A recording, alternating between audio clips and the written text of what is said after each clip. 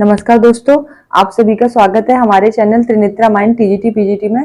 दोस्तों, हमने पिछली क्लास में आपको बताया था मध्य प्रदेश में प्रागैतिहासिक चित्रकला के केंद्रों के बारे में।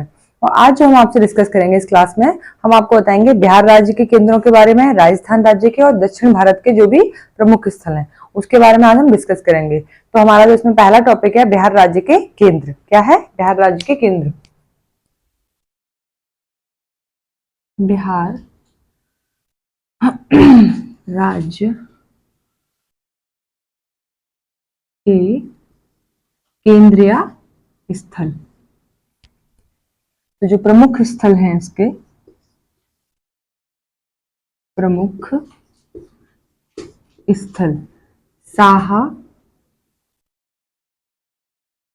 कौन से हैं? शाहाबाद, सिंघनपुर और चक्रधरपुर। क्या है? शाहाबाद, सिंघनपुर और एक लास्ट है चक्रधरपुर।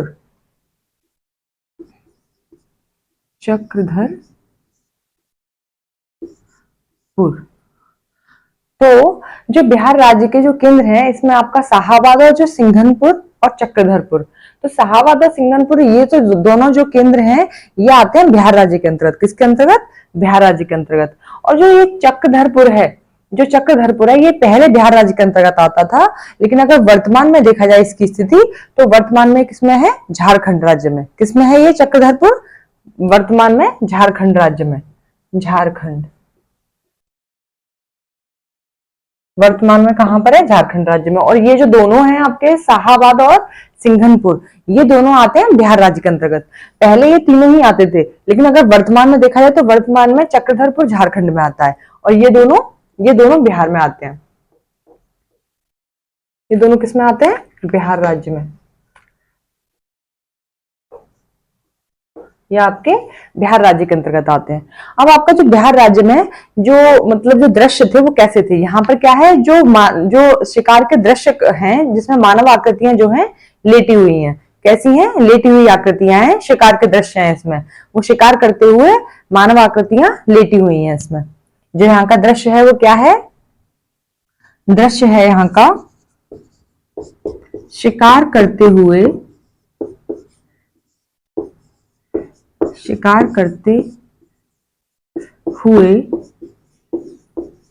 लेटी हुई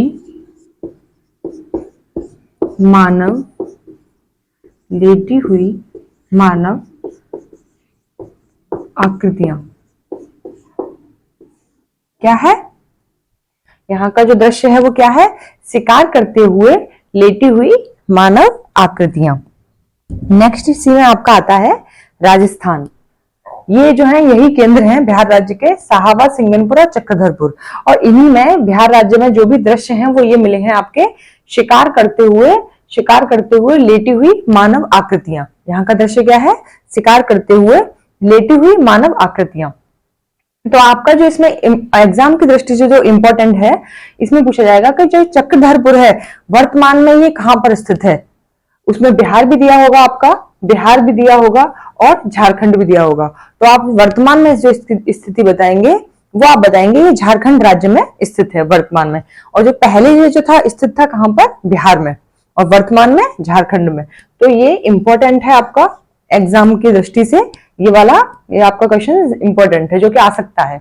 और वैसे ये तीनों ही आपके ये जो तीनों स्थल हैं, ये तीनों स्थल बिहार राज्य के अंतर्गत आते हैं। हमारा जो नेक्स्ट है वो है राजस्थान राज्य के अंतर्गत कौन कौन से स्थल या केंद्र आते हैं। राजस्थान राज्य के अंतर्गत राजस्थान राज्य के जो अंतर्गत जो आपके केंद्र या स्थल आते हैं, जो केंद्र हैं वो है अलनिया नदी की घाटी, झालावाड़।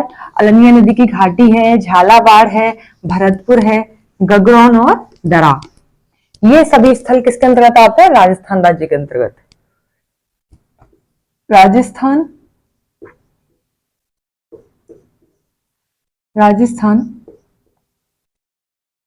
राज्य के प्रमुख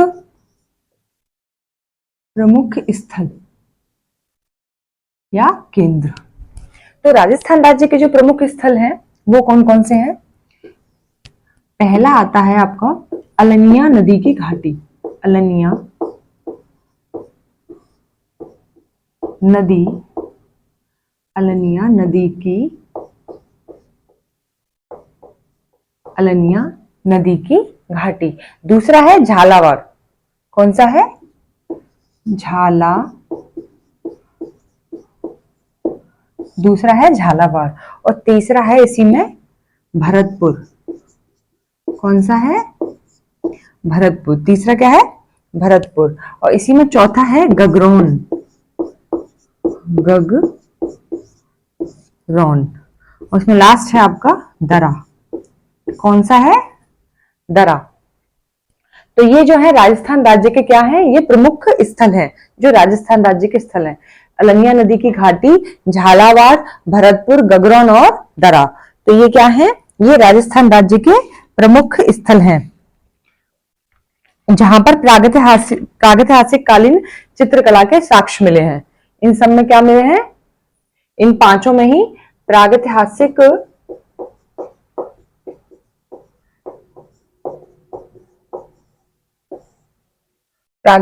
चित्रकला के साक्ष्य मिले हैं, एविडेंस मिले हैं। हाँ,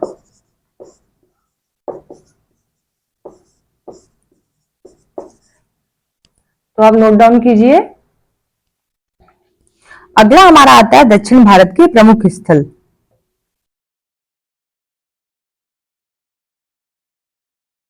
अगला क्या है हमारा? दक्षिण भारत के प्रमुख स्थल। तो जो दक्षिण भारत के प्रमुख स्थल हैं उसमें आता है कर्नाटक राज्य और आता है आपका तमिलनाडु राज्य। दक्षिण भारत के प्रमुख स्थल में दो राज्य आते हैं, कर्नाटक राज्य और तमिलनाडु राज्य।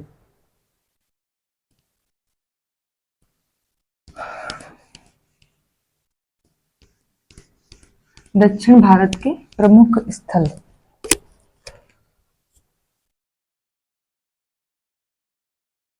क्या है हमारा टॉपिक? दक्षिण भारत के प्रमुख स्थल। दक्षिण भारत के प्रमुख स्थल, तो इनको दो हैं। कौन कौन से हैं? कर्नाटक और तमिलनाडु राज्य। दक्षिण भारत के कौन कौन से दो स्थल हैं? दो स्थल हैं इसके दक्षिण भारत के, कर्नाटक और कौन सा है? तमिलनाडु।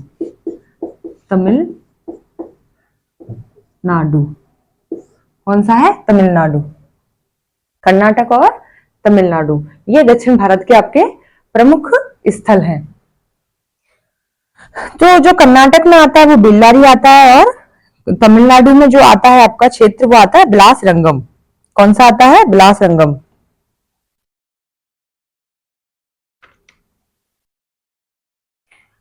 बेल्लारी और बिलासरंगम, इसमें कौन सा आएगा? कर्नाटक में बेल्लारी और यहाँ आएगा आपका बिलासरंगम। कर्नाटक में आता है बेल्लारी और तमिलनाडु में कौन सा आता है? बिलासरंगम।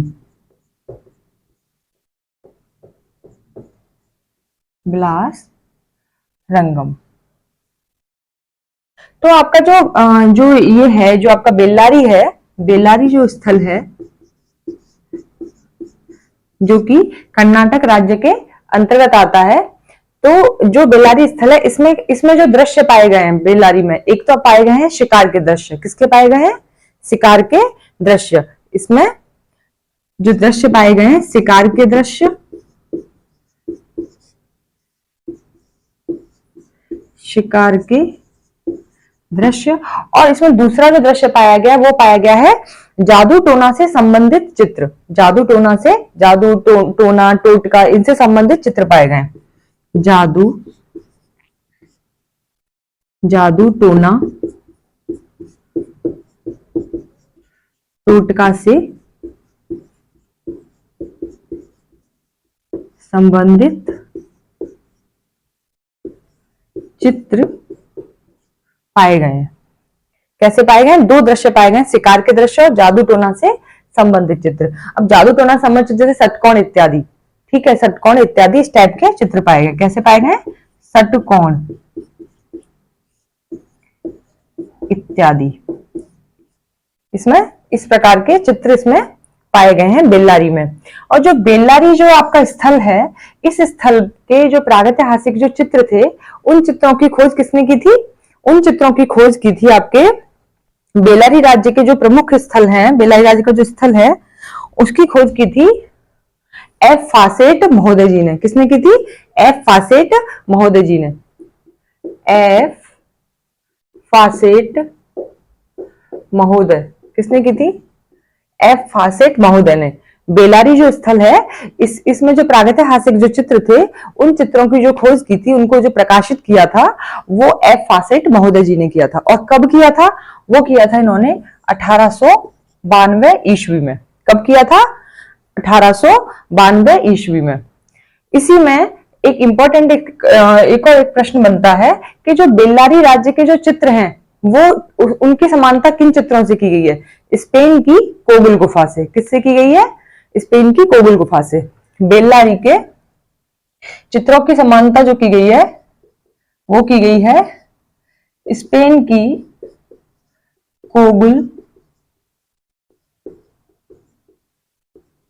कोबुल गुफा से। स्पेन की कोबुल गुफा से बेल्लारी के चित्रों की समानता की गई है। चित्रों की समानता की गई है। तो आपका जो इसमें जो क्वेश्चंस हैं, ये है आपका कि बेल्लारी जो स्थल है, इसकी जो इसके चित्रों को प्रकाशित करने का श्रेय किसे जाता है? एफ फासेट महोदय जी को। किसको जाता है? एफ फासेट महोदय जी को। एक क्वेश्चन तो इसमें आपका बनता है, एफ फासेट महोदय जी को जाता है। दूसरा, बेल्लारी स्थल के प्रागैतिहासिक चित्रों की खोज कब की गई थी? कब की गई थी? 1892 ईस्वी में। कब की गई थी? 1892 ईस्वी में। बेल्लारी स्थल के प्रमुख जो यहाँ के दृश्य हैं, शिकार के दृश्य तो हैं, लेकिन यहाँ का जो प्रमुख दृश्य है वो है जादू टोना से संबंधित चित्र, जिसमें आएगा आपका षटकोण। क्या आएगा? षटकोण इत्यादि, इस टाइप के दृश्य। और ये जो बेल्लारी है वो किस राज्य के अंतर्गत आता है? कर्नाटक राज्य। किसके अंतर्गत आता है? कर्नाटक राज्य के अंतर्गत। इसी में इनकी बेल्लारी स्थल पे जो चित्र थे, उनकी जो समानता की गई है, वो की गई है स्पेन की कोबुल गुफा से। किससे की गई है? स्पेन की कोबुल गुफा से समानता की गई है। इसी में क्या था, जो नोट कीजिए आप इसको। एक मतलब इसमें बताया गया था कि लंदन विश्वविद्यालय में एक आल्विन नाम के दंपति थे। उन्होंने 1955 ईस्वी में रायचूर दोआब में ऋषिमूलक पर्वतमाला की खुदाई की थी, और उन्होंने बताया कि उस समय पर नवपाषाण काल का जो मानव था वो संपूर्ण भारत में फैल गया था। इसको आप नोट डाउन कीजिए, मैं भी लिख देती हूँ इसे यहाँ पे बोर्ड पे। इसमें क्या है कि ये जो है आपका जो दक्षिण भारत के जो स्थल आते हैं, बेल्लारी और बिलासरंगम, ये दोनों ही स्थल जो आते हैं, ये आते हैं आपके नवपाषाण काल के अंतर्गत। किसके अंतर्गत आते हैं? नवपाषाण काल के अंतर्गत। तो 1955 ईस्वी में लंदन विश्वविद्यालय के आल्विन दंपति थे, उन्होंने खोज की थी ऋषिमूलक पर्वतमाला की खुदाई करके। तो उन्होंने स्पष्ट किया था उसकी खुदाई करने के बाद कि नवपाषाण काल संपूर्ण भारत में फैल गया था। तो कब बताया था? 1955 ईस्वी में। तो इसको आप नोट कीजिए, ये पूछा जा सकता है।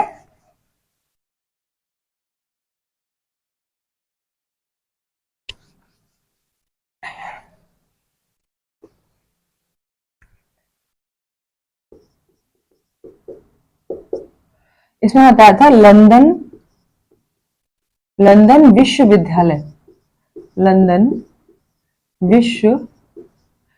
विश्वविद्यालय के आल्विन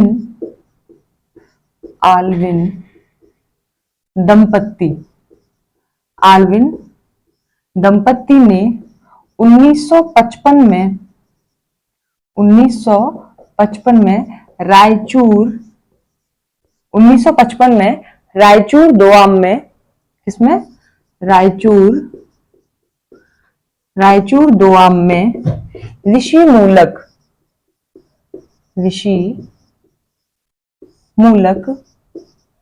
पर्वतमाला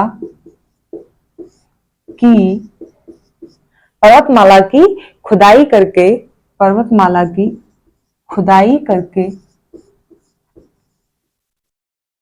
स्पष्ट किया था,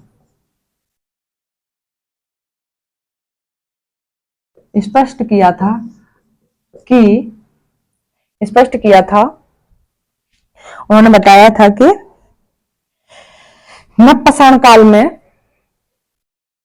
नवपाषाण काल में मानव संपूर्ण भारत में फैल गया था। खुदाई करके स्पष्ट किया था कि नव पाषाण काल में मानव संपूर्ण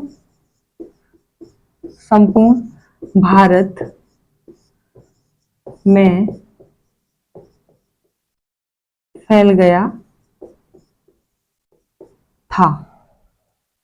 तो इसे आप नोट डाउन कर लीजिए। ये पूछा जा सकता है कि वो कौन थे, कौन सी दंपत्ति थी जिसने बताया था कि संपूर्ण भारत में नवपाषाण काल फैल गया था। तो आप क्या बताएंगे?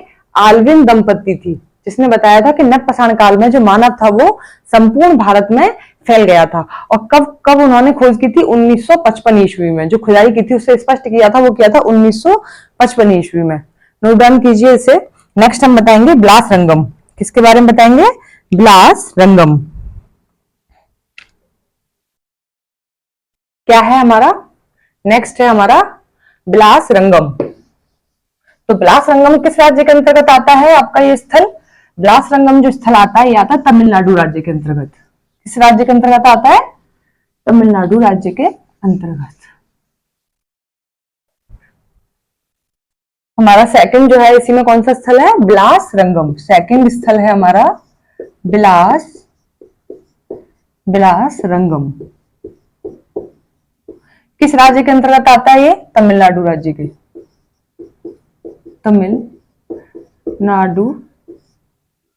तमिलनाडु राज्य के ये अंतर्गत आता है। ब्लास रंगम किसके अंतर्गत आता है? तमिलनाडु राज्य के अंतर्गत।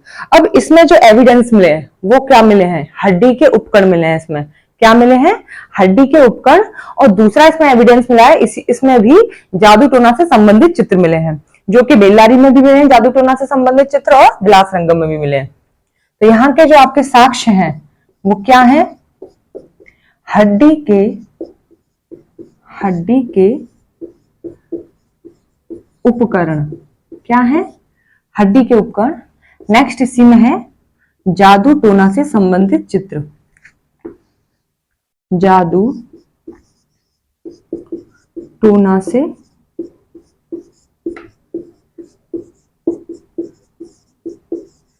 संबंधित चित्र। तो ये इसमें साक्ष्य मिले हैं दोनों। एक तो मिला है हड्डी के उपकरण और एक मिला है आपका जादू टोना से संबंधित चित्र। तो ये दोनों साक्ष्य किसमें मिले हैं? ब्लास रंगम में, जो कि किस राज्य के अंतर्गत आता है? ये स्थल तमिलनाडु राज्य के अंतर्गत। किस राज्य के अंतर्गत आता है? तमिलनाडु राज्य के अंतर्गत। नेक्स्ट इसी में हमारा टॉपिक होगा प्रागैतिहासिक चित्रकला पर लिखी गई प्रमुख पुस्तकें। प्रागैतिहासिक चित्रकला पर जो पुस्तकें लिखी गई थी वो हमारा नेक्स्ट टॉपिक होगा।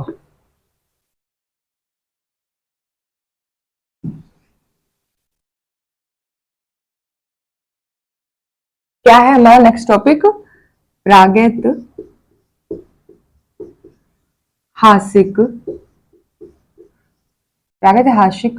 चित्रकला पर लिखी गई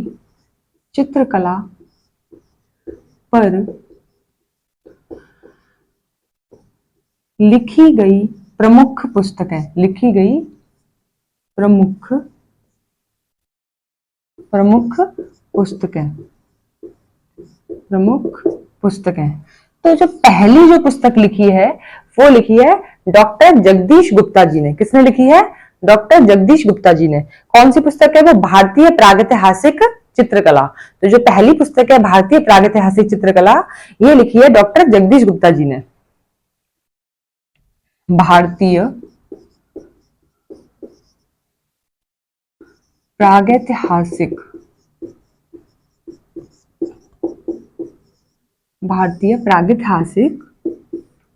चित्रकला, ये किसने लिखी है? डॉक्टर जगदीश गुप्ता जी ने। डॉक्टर जगदीश गुप्ता। किसने लिखी है ये? डॉक्टर जगदीश गुप्ता जी ने। नेक्स्ट हमारी जो पुस्तक है वो लिखी है हमारी असित कुमार हलदार जी ने। किसने लिखी है नेक्स्ट पुस्तक? वो लिखी है हमारी असित कुमार हलदार जी ने। वो है आपकी आवर हेरिटेज इन आर्ट। क्या है? सेकंड पुस्तक का नाम है our heritage, our heritage in, our heritage in art.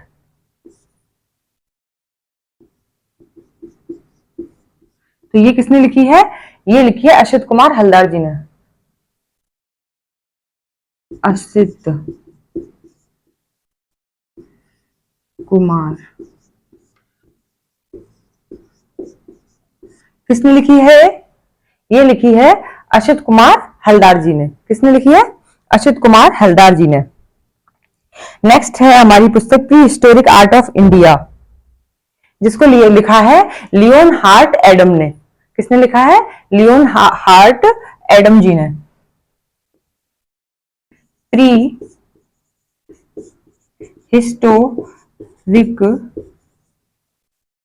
Historic art of India, इसे किसने लिखा है? लियोन हार्ट एडम जी ने। लियोन हार्ट एडम जी, इस पुस्तक को किसने लिखा है? लियोन हार्ट एडम जी ने। नेक्स्ट हमारी पुस्तक है स्टुअर्ट पिगट, जो वो पुस्तक लिखी है स्टुअर्ट पिगट जी ने। जो पुस्तक लिखी है उन्होंने लिखी है प्री हिस्टोरिक आर्ट इंडिया। क्या लिखी है? Prehistoric art India, Stuart Piggott ji ने। चौथी पुस्तक लिखी है स्टुअर्ट पिगट जी ने, प्री हिस्टोरिक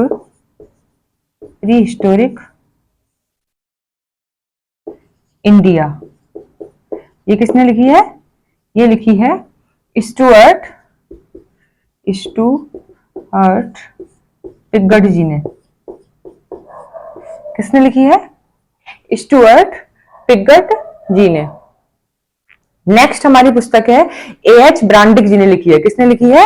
एएच ब्रांडिक जी ने। हमारी नेक्स्ट पुस्तक लिखी है एएच ब्रांडिक जी ने, प्री हिस्टोरिक पेंटिंग। किसने लिखी है? ये एएच ब्रांडिक जी ने लिखी है pre historic painting. Pre historic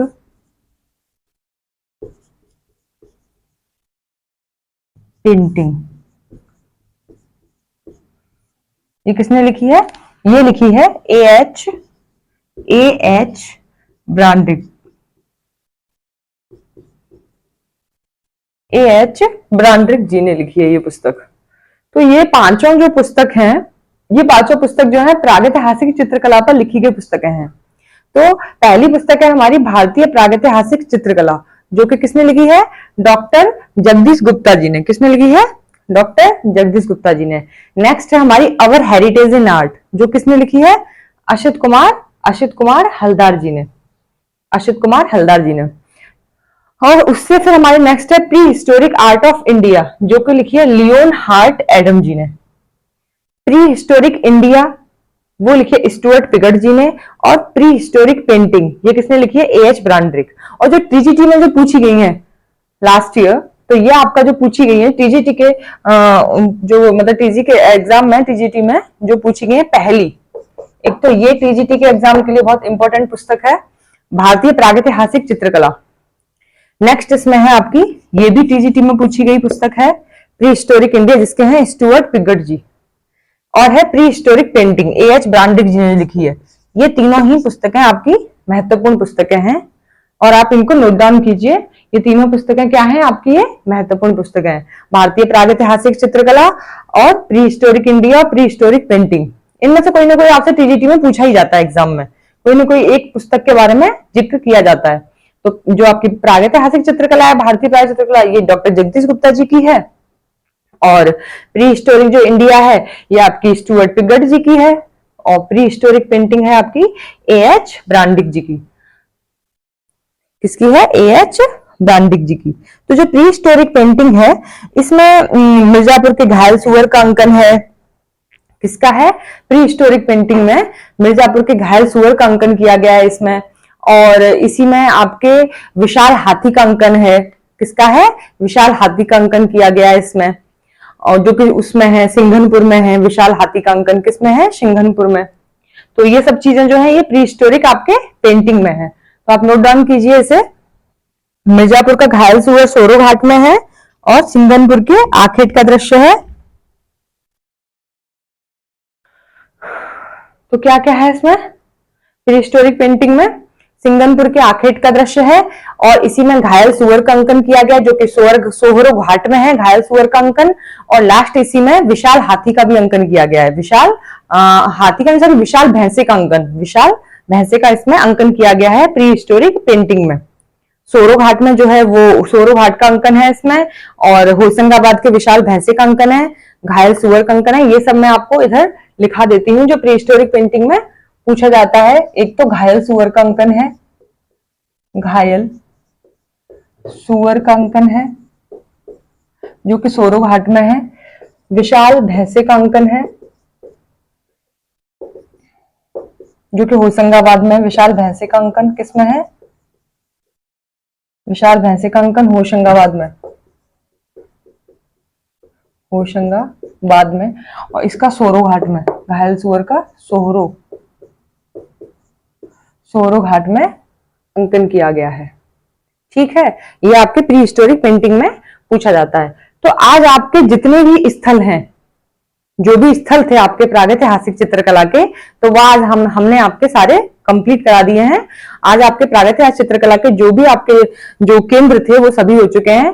तो अब जो हमारी जो नेक्स्ट क्लास होगी कल, उसमें हम आपको बताएंगे प्रागैतिहासिक चित्रकला की विशेषताएं, उसके उद्देश्य और उसकी जो क्या विषय वस्तु रही थी, इन सब के बारे में हम आपसे कल डिस्कस करेंगे। और आपको अगर कोई भी हमारी पढ़ाई हुआ जो ये है आपको नहीं समझ में आता है कंटेंट, तो आप हमें कमेंट सेक्शन में आप हमें बता सकते हैं। प्लीज ज्यादा से ज्यादा हमें सपोर्ट कीजिए, लाइक कीजिए, शेयर कीजिए। मिलते हैं कल। नमस्कार, राधे राधे, जय हिंद।